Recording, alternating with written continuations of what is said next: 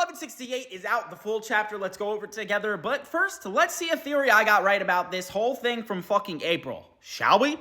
This basically confirmed to all of us that Harold is a fucking rat. He was supposed to sell out the Outback Giants in order for him to become a Holy Knight. That's why they were trying to get Loki to be a Holy Knight. I called this story bar for fucking bar. And now the Holy Knights are pissed because they realized the Giants weren't what they were supposed to get in the first place, which was a giant army, which was going to help them in the war to come. This is absolutely astronomical fucking peak writing from, oh god, this character's a bitch, and Loki is good.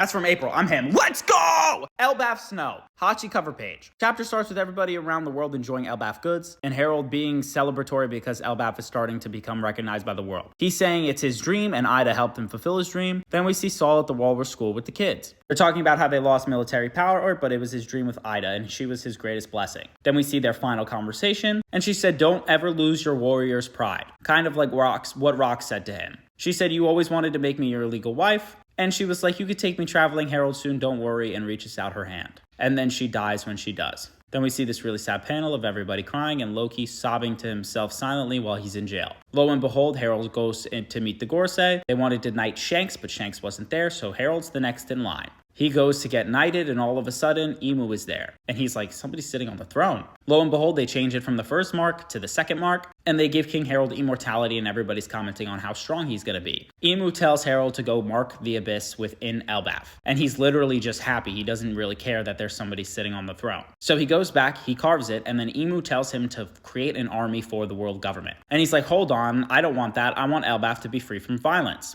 And Emu's like, you don't have a choice.